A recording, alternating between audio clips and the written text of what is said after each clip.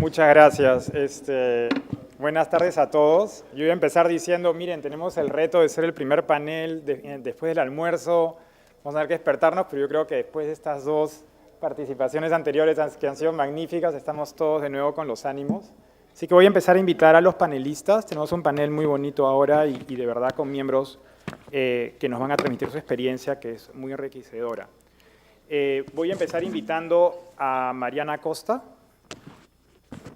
Mariana es cofundadora y CEO de Laboratoria, que es una empresa social que transforma el sector tecnológico de América Latina, brindando a miles de mujeres las herramientas que necesitan para iniciar una carrera en el sector. Con centros de capacitación actualmente en Perú, Chile, México y Brasil, Laboratoria está redefiniendo cómo preparar a los jóvenes más vulnerables para los trabajos del futuro. Mariana ha recibido múltiples reconocimientos por su trabajo como emprendedora social, incluyendo ser nombrada como una de las innovadoras o de las principales innovadoras peruanas menores de 35 años. También quisiera invitar a Sergio Cavalcante.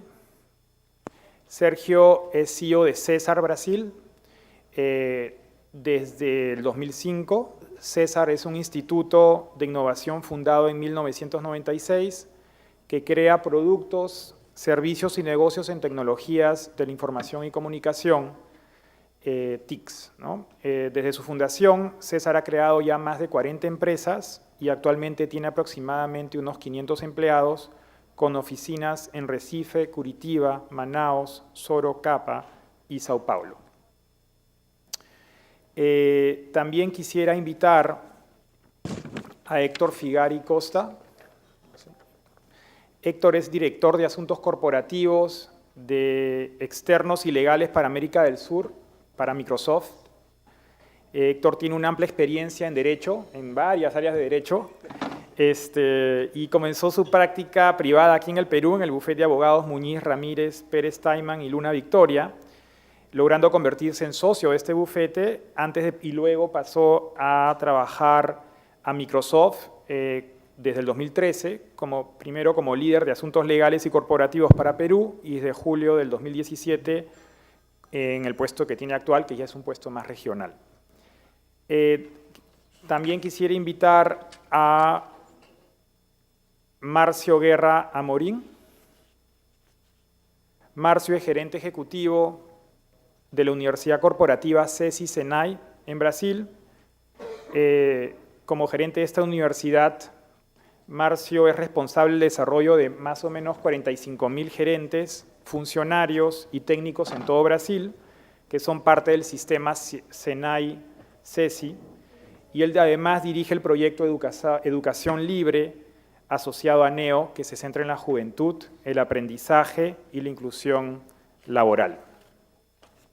Y finalmente quisiera invitar a Rodrigo Con. Rodrigo es el director ejecutivo de la Fundación Forge de Argentina. Rodrigo es el director de esta fundación, la cual ofrece a los jóvenes de bajos ingresos acceso a empleos de calidad a través de un programa innovador de capacitación y empleo.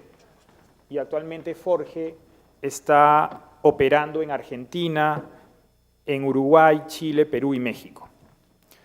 Así que me voy a sentar con ustedes y un poco para la organización, cómo vamos a organizar el panel. Vamos a tener, primero yo les voy a hacer unas preguntas a los panelistas. Vamos a tener más o menos unos 5 minutos por cada panelista para responderlas y luego habrán 15 minutos que vamos a abrir a preguntas del público, así que vayan preparando sus preguntas. Voy a empezar primero por Héctor.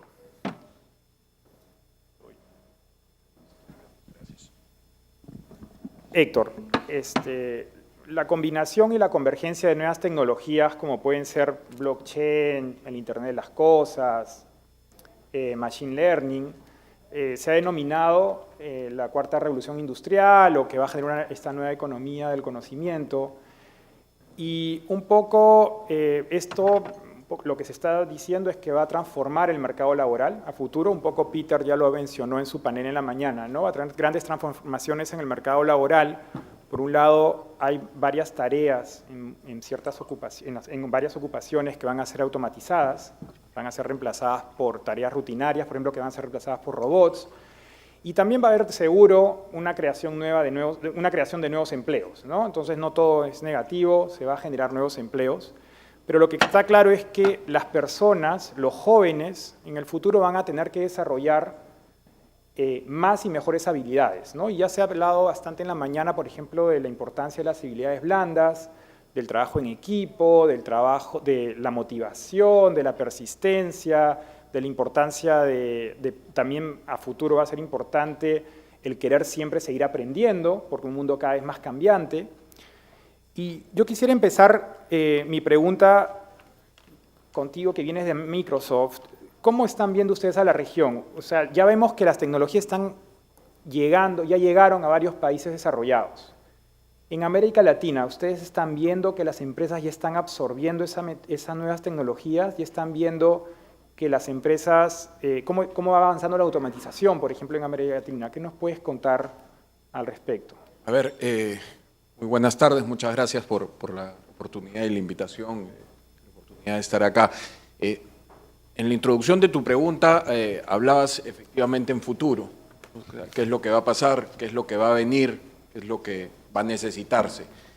Y la verdad me permitiría decir qué es lo que está pasando, qué es lo que está llegando y qué es lo que se está necesitando, ¿no? Y yendo un poco al foco de tu pregunta, mencionabas los países desarrollados y cómo efectivamente se está dando, pero sin miedo a equivocarme, yo creo que es una tendencia que ya está acá, ya está en Latinoamérica, ya está en nuestro medio. Hoy en día hay muchísimas empresas que además, desde startups que probablemente nacen digitales y nacen en la nube, y ese es hasta cierto punto una ventaja, a industrias que han sido normalmente mucho más tradicionales y mucho más conservadoras, que están digitalizándose muchísimo, ¿no? Lo vemos en bancos, por ejemplo, que además son industrias altamente reguladas, que antes nadie se imaginaría haciendo las cosas que están haciendo en el entorno digital. Compañías de seguros, por ejemplo, que ya prácticamente su atención en gran parte la han trasladado a bots. Entonces es algo que lo estamos viendo todos los días. El sector público también no se queda atrás. Ya hay situaciones en que, por ejemplo, se está viendo el control de carreteras en concesiones, que también se está haciendo a través de inteligencia artificial conectada a cámaras, el tema de control de tránsito, justicia digital, nuevamente entrando un poco a mi rama como abogado, digamos, que también es una rama tradicionalmente muy conservadora. Ya hay pilotos en Brasil y en Argentina de juzgados digitales, en Perú ya se está hablando de notificaciones digitales, de la mano con ello las firmas digitales, y solamente por cerrar un poco la idea de algo que a mí me ha pasado directamente, ¿no? Y es que, por ejemplo, en la compañía efectivamente hay muchas tareas rutinarias que desarrollábamos en el área legal. Ya hace poco se juntó un grupo de abogados de la compañía con un grupo de desarrolladores y ya hay un bot, por ejemplo, que lo manejamos internamente, pero que justamente está en la firma de todos los abogados de la corporación a nivel mundial, de tal forma que todos los empleados, cuando tienen muchas preguntas del día a día o cuestiones bastante más rutinarias, ya no tienen que hablar con el abogado, simplemente hablan con el bot, que es el asistente de todos nosotros como abogados. Perfecto, muchas gracias. Tengo una pregunta ahora tanto para Sergio como para Marcio. ¿Qué implicancias para ustedes tiene esta nueva revolución digital, esta revolución digital que, como nos dice Héctor, ya está llegando, y ya llegó, de hecho, a América Latina? ¿Cómo lo ven ustedes desde su experiencia? ¿Qué implicancias tiene para los jóvenes, sobre todo para los jóvenes más vulnerables, que son la población objetivo de NEO, ¿no? ¿Qué implicancias tiene? ¿Cuáles son las oportunidades que genera, pero también los retos que está generando? Buenas tardes. Es un placer estar acá y hacer parte de este proyecto, magnífico proyecto NEO en Brasil. Pero I don't speak Spanish, so I'm going to speak in English if you don't mind. I will never dare to bother your ears with my portuñol. I'm sorry. As I said before, it's a pleasure to be here. It's a pleasure to take part of this project. And let me explain first why I'm here. CERS is an innovation institute with 22 years old, that has come to the educational side. So we have this wonderful point of view, because we were only in the market, in innovation market, and after 10 years, we decided to do education as well. So it's different from the normal point of view of academia, where you are a faculty, and then you try to connect to the market. We've done the opposite. We were already connected to the market, and then we went to educational side. So what this brings to us, what this brings this opportunity, this different point of view to us? First, as said before, we have to prepare newcomers to new abilities, to never-ending learning process, to communication, collaboration, and everything. You know this. The thing is, what these opportunities bring to these social, the lower classes, let's say. First of all, let me go to an explanation about X generation and Y generation. Have you heard about this? I think, of course.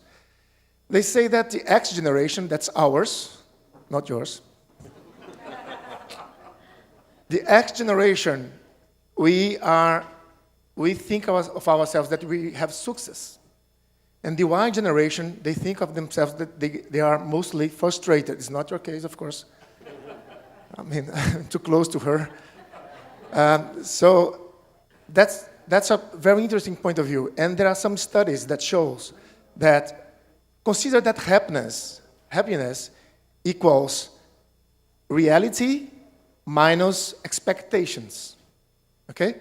So I was born in Brazil in '64 during the dictatorship, during the Cold War, during a lot of things that we were thinking about the end of the world. We thought that the world would end any day. One of the presidents just pressed the red button. So our expectations were lower. But then we are here. So the reality is higher. And we are happy because reality minus expectations is positive. Now, the Y generation, they were taught by ourselves. My children, they think that they're going to conquer the world. They're going to be in place of Donald Trump, although they are Brazilians. So they think that they're going to go anywhere they want, but the world's not like this. So the expectations are too high, and they are here. So they think they are frustrated. Why I'm talking about this? Because I had a wonderful experience working with lower social classes. These people, they had a lower expectation. And we gave them the potential, they have the potential, we gave them the opportunities to come to another place they would never dream of. So it's amazing that I have at Cesar 40 youngsters working because we gave to them computational skills in the high school, not really in the faculty, in high school, and they were able to produce things without going to the faculty. And they would never dream of having this kind of success. So it's funny because I have people there that they love Cesar, they love what they are doing, they love the opportunities we give to them. They act as they were X generation, although they were even later than the Y generation. So I try to explain this because a lot of people from companies are not really thinking about this. They are always thinking, well, nowadays I hire someone, this guy comes from this place to another place, to another company, to another company. Try to hire someone that you gave the opportunity. Try to hire someone that didn't have the opportunity and you gave the opportunity and that went to programs like NEL. But let me explain another thing that I think as well. IT, information technology, has a strong ability that's different from other areas. I think we should try to understand and try to find other areas that this happen. IT, the basics you need for IT is logics and a bit of understanding about language, talking, communication. Because if you know language, communication, you can write programs as well, if you have the logics. So if you take these people and give some computational skills, they will have jobs very soon, very soon. We were talking this morning about people that can be air conditioner technicians. Wonderful, I know this. But when they reach the air conditioner technician level, where they go later? But when you get the computer technician level, you can go with a short course to become another person, and then another person, then another course, then another person, then another course, then another professional. And then you go to the undergrad course, then you go to the master degree, then you go to PhD. I know this because you have people at Cesar that has done this.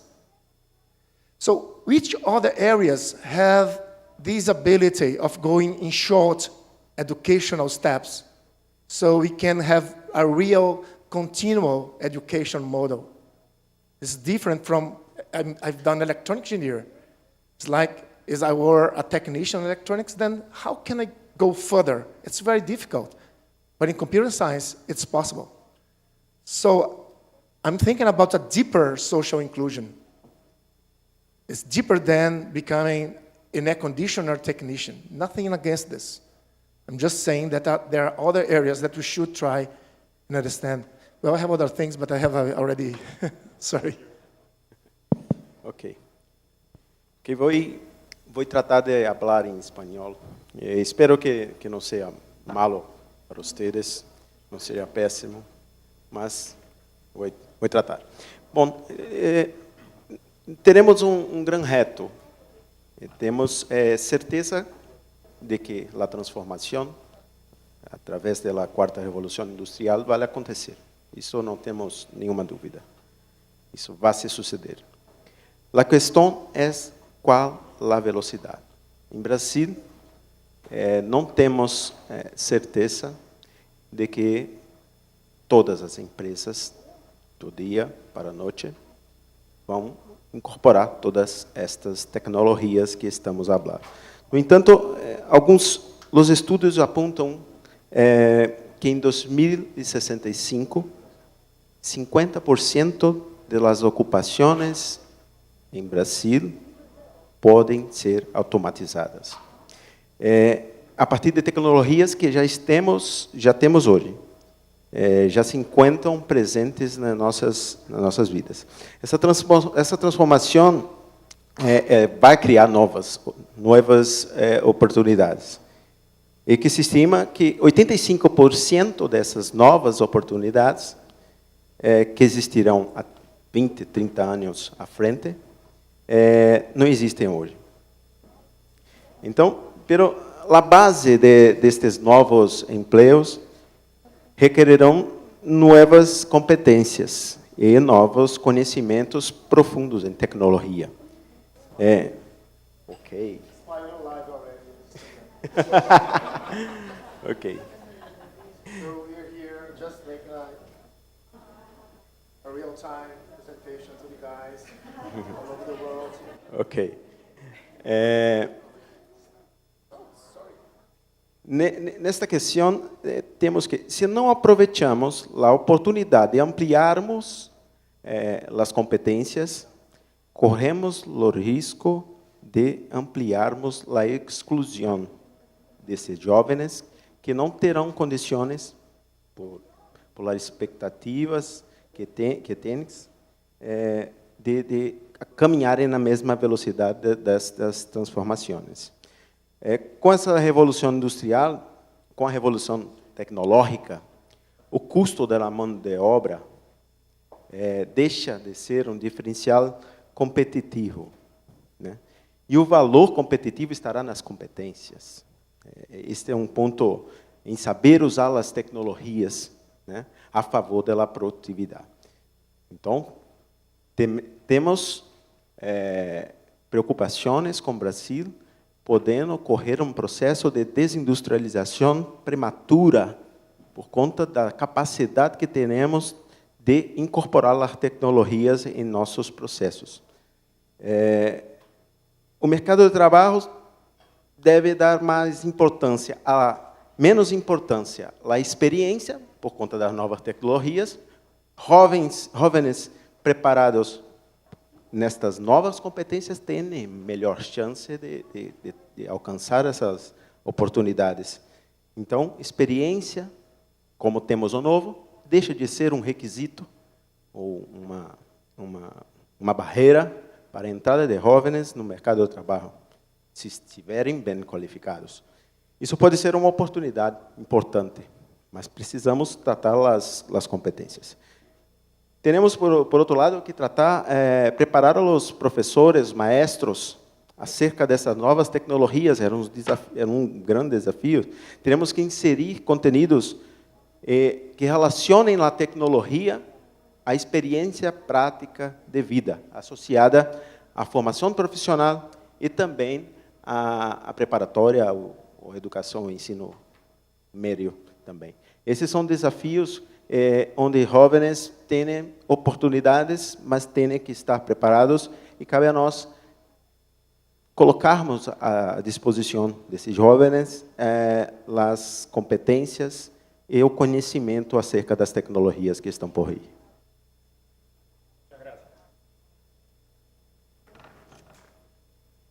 Gracias. Ahora tengo una tercera pregunta para Mariana y para Rodrigo, no por Mariana.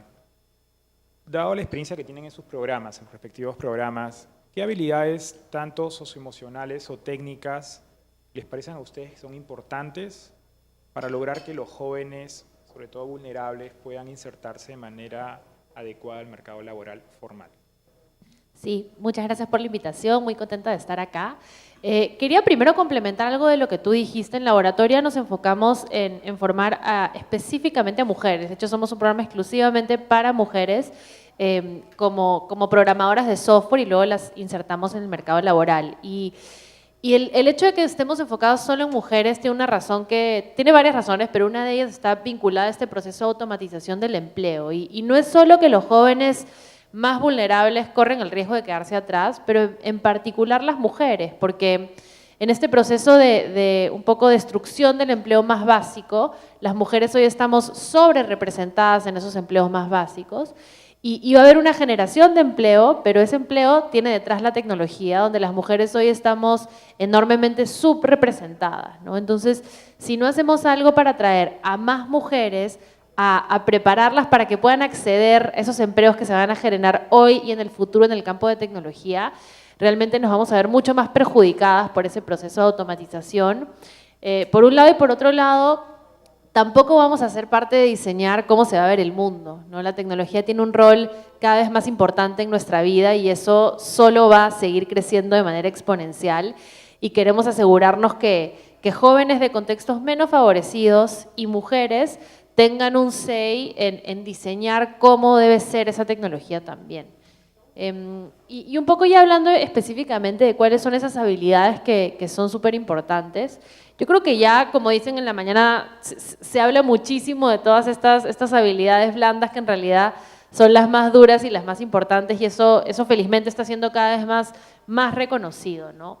Creo que la clave está en cómo lograr enseñarlas, que es algo que realmente no es tan fácil, porque es fácil decirlo, pero hacerlo es súper complicado, específicamente cuando tienes jóvenes que vienen de contextos distintos y muchas veces muchas habilidades blandas son cosas que uno adquiere de manera casi natural y sin saberlo en su entorno familiar, en la familia en que te tocó nacer, en cómo viste que tus papás se comportaban, en cómo era tu entorno y eso genera que hay una diferencia muy grande, ¿no? En base al contexto previo que ha tenido cada joven y que te pongan en una gran desventaja o ventaja. Entonces, lo que hemos tratado de hacer en Laboratoria, y creo que no es una receta perfecta, pero estamos ahí descubriendo un poco en el camino, es cómo integrar muchísimo las habilidades para la vida y para el trabajo a la formación técnica, ¿no? Y cómo empujar a nuestras alumnas y estudiantes a que lleguen, a que se reten a sí mismas lo más posibles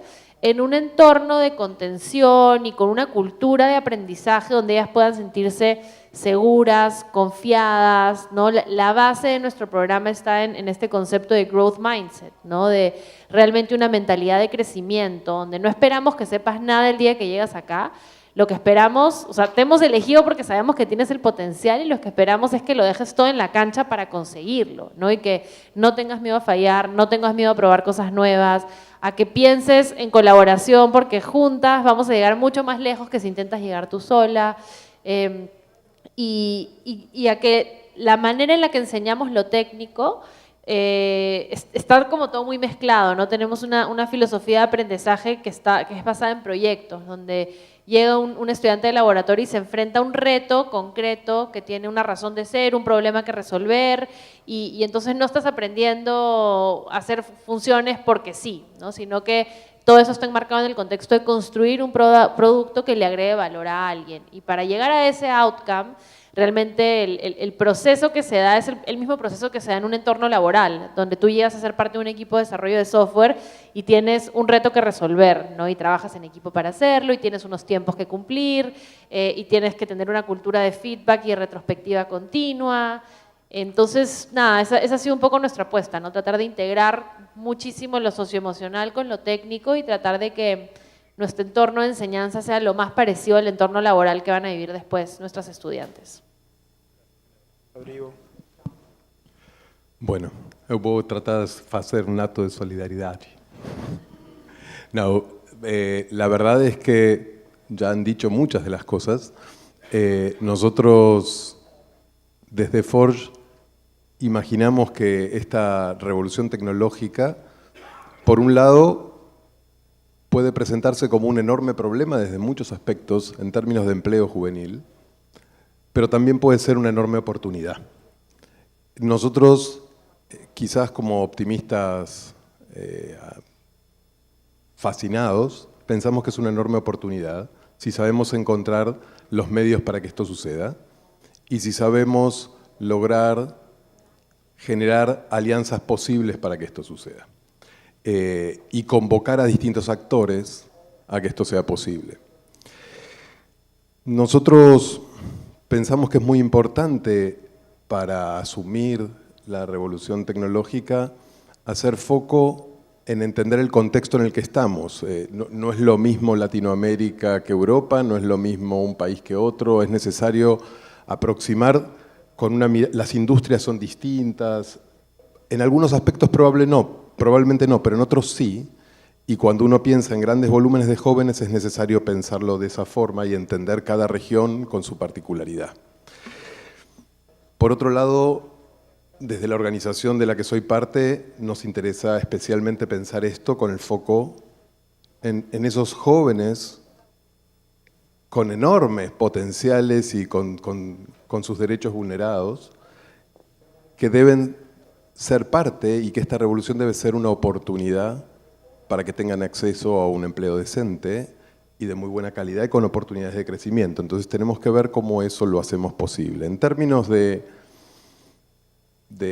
las habilidades, acuerdo mucho con lo dicho, creo que hay habilidades técnicas muy específicas y creo que también hay habilidades socioemocionales, como decía Mariana, que son determinantes, digamos, ¿no? Y nosotros ahí creemos que hacemos un foco muy particular, porque entendemos que también es muy difícil pensar las habilidades y avanzar, porque todos los estudios que vamos viendo, y las situaciones que vamos viendo, y los tecnólogos con los que conversamos, y las más de 400 empresas con las que tenemos contactos, y le preguntamos permanentemente sobre estos datos porque nos preocupa, porque queremos encontrar la manera de acercarnos, porque como dijeron al principio, nosotros pensamos el programa desde ese mundo laboral y desde ahí hacia cómo hacemos el proceso formativo.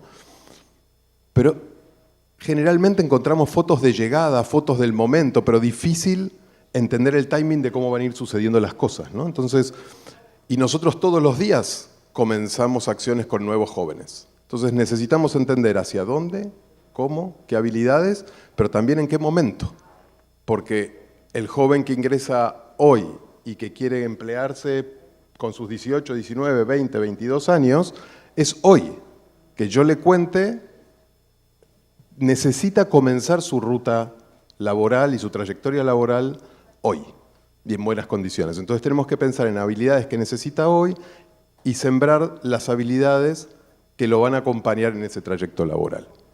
Y el otro elemento que quería remarcar, porque las demás cosas me parece que están muy, muy bien dichas, Desde Forge comenzamos con un programa que fue creciendo, un programa de transición desde el mundo educativo hacia el mundo laboral, que fue creciendo 60-70% por año y que en un momento logramos o empezamos a sistematizar un montón de herramientas y empezar a transferir. Y nosotros creemos que ahí en esa escala eso fue posible. Y yo les diría, hoy, este año, estamos trabajando con 8.500 jóvenes de manera directa, pero muy rápido, en un año, trabajando con otros, esos 8.500 se transforman por fuera de esos, si las cosas que están en camino suceden como van a suceder, en un año de empezar a escalar, en más de 30.000. Que quizás frente a los números que vimos en la mañana son pocos, pero es un primer paso, digamos, ¿no? Y las transferencias, lo quiero retomar, porque para mí es muy importante, no solo las habilidades, sino con quién hacemos las cosas. Y acá entendemos que la revolución tecnológica puede ser un problema o puede ser una enorme oportunidad si los actores nos involucramos de manera distinta. Las organizaciones tratando de estar a la altura de las circunstancias, acompañando a esos jóvenes, viendo cómo ayudamos para que los sistemas educativos y los estados puedan encontrar calidad educativa y pertinencia educativa en función de muchas cosas, pero especialmente por lo que nos atrae hoy aquí en relación al mercado de trabajo. Y también si las empresas, de alguna manera, asumen que no solo les falta ese personal calificado o ese personal que quieren, sino que también asumen, como muchas de las que están aquí, digamos, ¿no?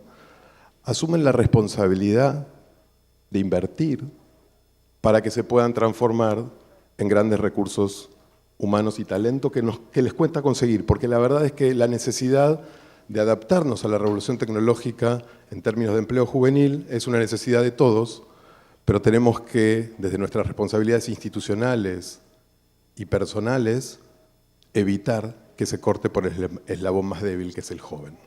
Entonces, la verdad es que creo que aparte de las habilidades, el tema es cómo generamos alianzas multiactorales, y acá NEO me parece que es un muy buen ejemplo de eso. Pregunta para Héctor, no sé si tienes la información, pero escuchando ahora el panel, algo que quisiera saber ustedes en Microsoft, por ejemplo, ¿están encontrando que a nivel regional las personas tienen las competencias, las habilidades que requieren para insertarse a trabajar con ustedes, por ejemplo, que son una empresa grande? A ver, decirlo de manera genérica, como que las personas, como que el estándar general estuviera ya en un nivel de digitalización y de capacitación, no es así, no es esa la realidad. Hay gente muy capacitada, muy preparada y con puestos además no solamente en la región. Algo de lo que estamos muy orgullosos en la región, en la compañía, es que también exportamos mucho talento. Hay gente muy talentosa que termina de repente en nuestra casa matriz, en Europa, o haciendo carreras formidables. Pero desafortunadamente no es la regla general. Estamos, por lo menos en Perú, como en mi país, y creo que es una realidad de la región, hay todavía mucha analfabetismo. Si tienes eso y lo extrapolas al mundo digital, hay también mucho analfabetismo digital, y es por eso que es muy importante el trabajo que hace NIO y que hacen todas las organizaciones que estamos acá presentes, trabajando justamente por la alfabetización digital. Como mencionaban hace un momento, efectivamente esta cuarta revolución industrial trae muchísimas oportunidades, pero a la vez muchísimos retos. Trae responsabilidades para las grandes empresas como las que estamos acá sentados, responsabilidades que debemos tomar para que esa revolución industrial no deje a nadie atrás, no deje a nadie afuera. Y entraba mucho por lo que mencionabas hace un momento, ¿no? O sea, es importante definir qué es lo que van a necesitar estos jóvenes, aprovechar el momento para cortar un círculo vicioso que se ha venido dando por los últimos años de estos jóvenes que de repente, por problemas económicos, por ejemplo, no pudieron terminar de estudiar, y como no terminaron de estudiar no pueden conseguir un trabajo, y no consiguen un trabajo porque no terminaron de estudiar. Entonces ahí se da un círculo vicioso complejo, y creo que la tecnología en este momento puede romper ese círculo vicioso, primero con educación técnica básica, con contenidos que puedan aprovechar estos jóvenes para empezar estas carreras técnicas que después los ayude a ir creciendo, como mencionabas, a ser cada vez un profesional más desarrollado y terminar de repente con una carrera profesional o lo que fuera. Y por otro lado, aprovechar un fenómeno interesante que está trayendo la tecnología hoy en día, y es que se está democratizando. ¿Por qué se está democratizando? Porque antes las grandes herramientas, la gran potencia que podría tener alguien a su disposición, probablemente en un país como el nuestro la tendrían de repente grandes bancos o grandes organizaciones con capacidad económica para adquirir última tecnología, grandes servidores. Eso hoy día ya no es así. Hoy día con tecnologías basadas en plataformas de nube y entendiendo la nube no solamente como un repositorio donde de repente tengo mucha capacidad para guardar mucha documentación o muchas fotos. La nube hoy en día tiene muchísimo más que eso, son muchísimas herramientas de procesamiento de data, de inteligencia artificial, etcétera, que las puede aprovechar tanto las grandes empresas, los grandes bancos, la NASA para mandar un cohete a la Luna, como cualquier estudiante o cualquier emprendedor. Simplemente cambia la dimensión de lo que va a necesitar utilizar, pero todos ya la tienen a su disposición. Entonces eso nuevamente es, y ahí entra la responsabilidad de las empresas de poder darle acceso a esos jóvenes, darles digitalización, alfabetismo digital para poder acceder a esta herramienta. Y honestamente, una vez que llegas a esta herramienta, la plataforma te puede llevar a volar, ¿no? Gracias. Ya tengo una última pregunta para uno, lanzar la misma para los cuatro, es uno de los retos que hemos visto en la mañana y que salió de las reuniones de la mañana ha sido justamente cómo pasamos de programas innovadores, exitosos, a políticas, ¿no? Cómo logramos permear las políticas, cómo logramos que los sistemas educativos, de trabajo, de empleo, puedan inspirarse, puedan absorber estas experiencias, ¿no? ¿Cómo hacemos para que el sector público se las apropie, se empodere? Entonces quería ver un poco en su experiencia, ¿no? De Forge, de César, de Laboratoria, resto es ¿cómo lo ven ustedes de su lado? Lo hablamos un poco en la mañana, pero me parece que es uno de los retos bien importantes que tenemos todavía por delante, ¿no? Quería ver un poco, a ver qué me cuentan. Mariana, empezamos. Yo puedo empezar, no es una pregunta fácil. De hecho, me lo pregunto un montón porque creo que una de las cosas que queremos desde Laboratoria y yo también a nivel personal es que las cosas buenas que aprendemos a hacer y que descubrimos crezcan, ¿no? Y puedan llegar para impactar a más jóvenes, no solamente mediante nuestro trabajo directo, que por supuesto tiene un límite, pero creo que también hay todo un esquema cultural, de mindset y de forma de pensar que hace nuestro trabajo posible, que me cuesta ver cómo eso podría funcionar en un entorno como el sector público, por ejemplo, ¿no? Un tema de, no sé, en nuestro programa está en un ciclo de mejora continua sin parar, porque tenemos una cultura abierta a la experimentación, que es tolerante al fracaso, que es muy abrazadora de riesgos nuevos, que está siempre viendo que hay afuera, abierta a colaborar con otros, y creo que este es el motor de ser una organización que aprende y que va mejorando, y por ende que va creciendo y que va teniendo un mejor impacto. Esas son cosas que lamentablemente no son las típicas características del sector público por toda una serie de retos que hay detrás, ¿no? Entonces, creo que es pensar cómo podemos llegar a un punto medio, y creo que un elemento fundamental que puede jugar el sector público es ayudar a escalar iniciativas que parten desde la sociedad civil, desde el sector privado, que atienden un reto que el sector público no está pudiendo resolver, al menos en su totalidad, y ir como por un lado creciendo esa chispa y que sean cada vez más, cada vez llegando a más personas, y por otro lado ir pensando en algún esquema de cómo transferir esas formas, ¿no? No solamente, al final no es el contenido técnico, es más la manera de trabajar, cómo realmente ir transfiriendo esa forma de pensar, esa cultura de aprendizaje a, en este caso, entidades educativas y vocacionales en el Estado. No me parece un reto fácil, pero creo que es el reto que tenemos por delante y tenemos que hacerlo, porque al final no tiene sentido que quienes aprendemos a hacer ciertas cosas nos las quedemos solo para nosotros, ¿no? Si hay alguna manera en la que eso puede llegar a más personas, al final es en beneficio de los jóvenes y por ende de los países. Entonces, de repente es como crear algún elemento distinto dentro del sector público que tenga más libertades, que tenga un poco más de flexibilidad para innovar. De repente es mediante alianzas, ¿no? Donde quien ejecuta sigue siendo alguien que no es específicamente el Estado, pero el Estado contribuye a financiar. Entonces creo que hay que ponernos bien creativos, pero en el diseño de eso creo que tenemos que estar sentadas las 2, 3 o 4 partes que somos parte de este proceso.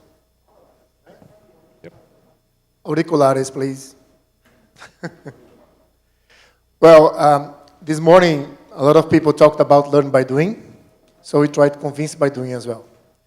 The thing is, Cesar will never wait for the government to be convinced about anything. We'll do it. If you can't do it without money from private companies, we do it with our own money. Let me try to show you an example. In 2012, Microsoft considered 2 schools that we are running in Brazil to Instituto Oi Futuro. Instituto Oi Futuro is the sponsor, but the educational methodology, the teachers, everything is from Cesar. These 2 schools are considered between the 20 most innovative schools in the world by Microsoft in 2012. So after that, the government said, well, there's something happening here. We've done an educational design also to Instituto Coca-Cola, and we managed to train 20,000 youngsters per year in 2010, 2011. And after that, the government said, well, perhaps in 20 or 30 years, we'll convince them. That's the way Brazilian government works. I mean, we do not take corruption. We do not work with corruption. So it takes longer to work with ethical methods in Brazil. So we decide to show them how to do it and then try to show them how it's been done and wait for them to see that they can do it as well. A ver, yo no sé si sé contestar cómo debemos hacerlo, sí puedo contestar cómo lo hacemos. Nosotros, para poder llegar a la escala y para poder trabajar con Estado y con privados también, hemos transformado la organización.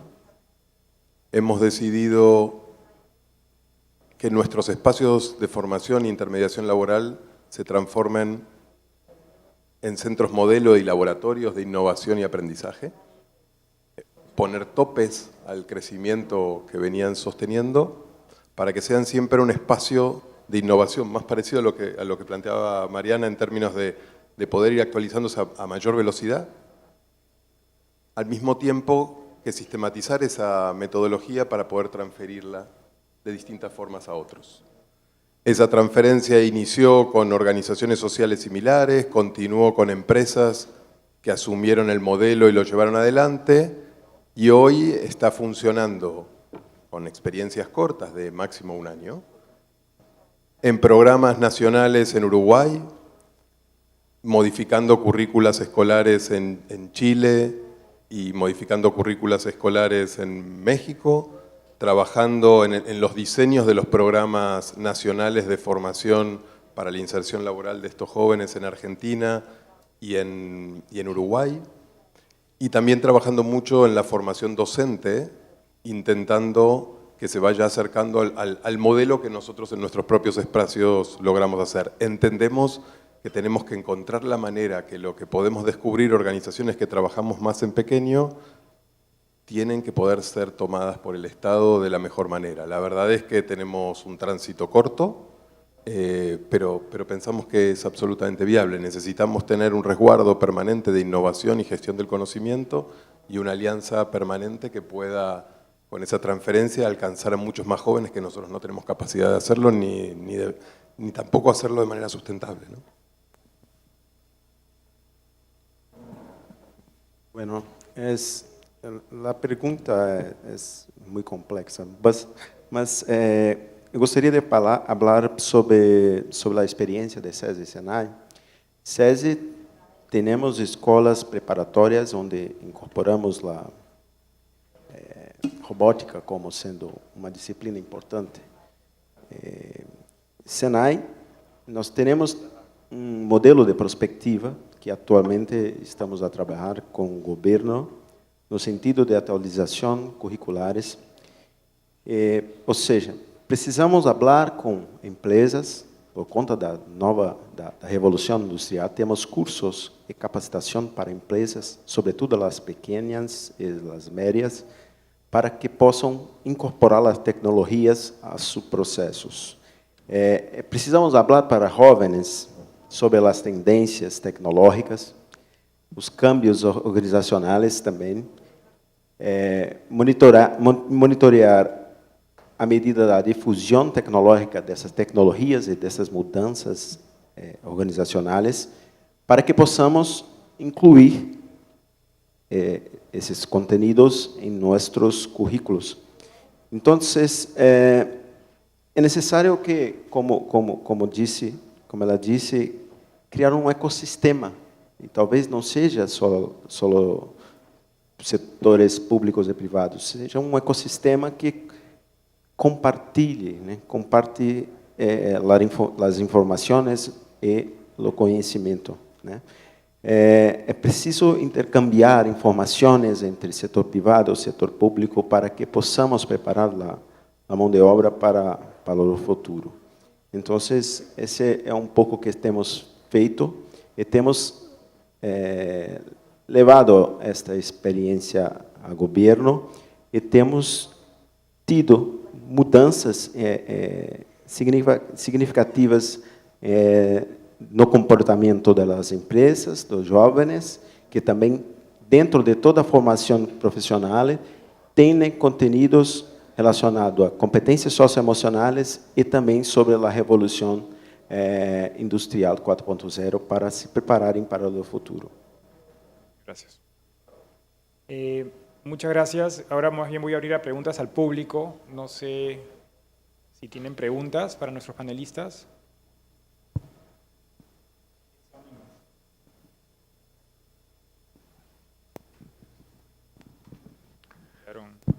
Buenas tardes. Yo soy Andrea de la Palma de YBI. Estamos ejecutando el programa hermano de NEO, digamos, que es el IEP, sobre emprendimiento juvenil. Y al igual que ustedes, insistimos mucho en el tema de habilidades para la vida. Y nos enfrentamos al reto de cómo medir las habilidades para la vida, y cómo medir las habilidades y cómo medir el impacto generado por las habilidades. No sé si alguien de ustedes tiene experiencia en eso, está trabajando en eso o algo que puede compartir con nosotros. Yo puedo compartir algo pequeño.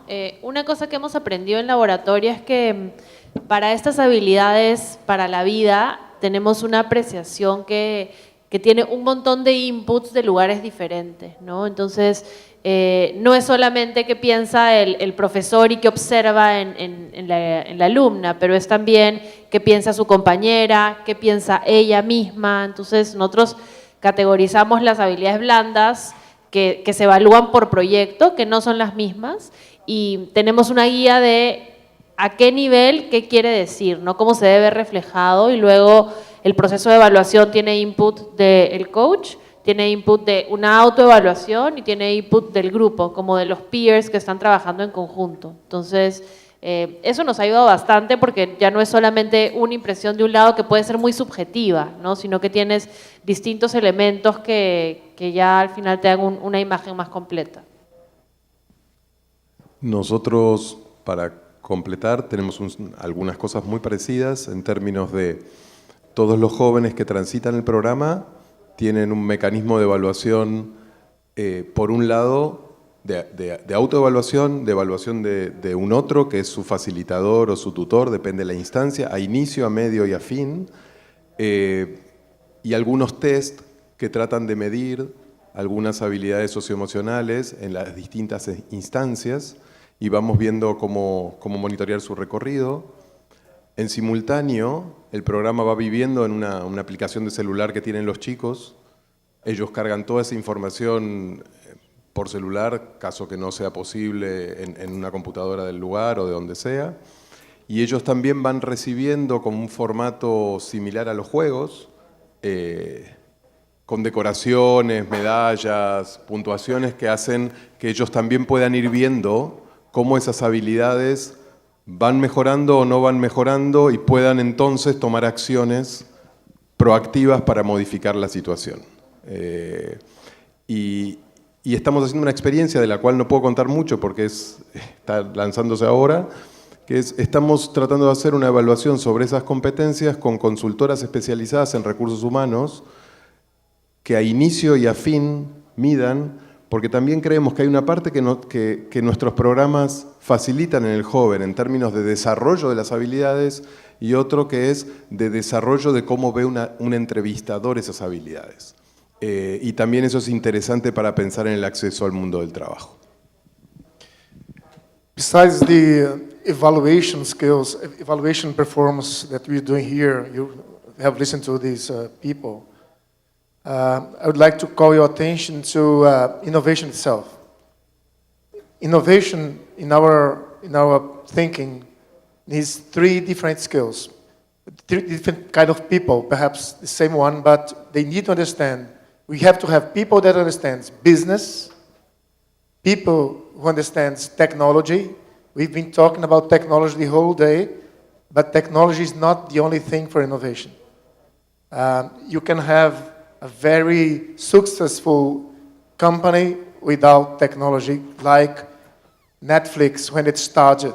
It was just a post and a post-paid, prepaid business model. So you need to have people who understand business, people who understand technology, but people who understand people. Most of the soft skills we are talking about here are key for those people who understand people.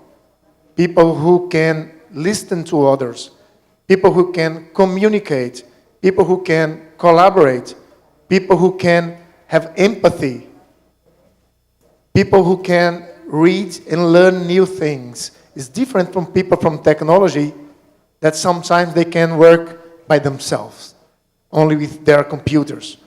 That's why perhaps most of our designers at Cesar are women, because they are used to listen, used to talk, used to collaborate. Most of our project managers are women as well, because they have more empathy talking to their teams. So if you try to understand if a person has design skills, when I'm thinking about design, don't mix with graphical design. I'm talking about solution design, understanding people's needs, understanding society needs, and then you try to understand. Understanding means you have to study, you have to research, you have to listen.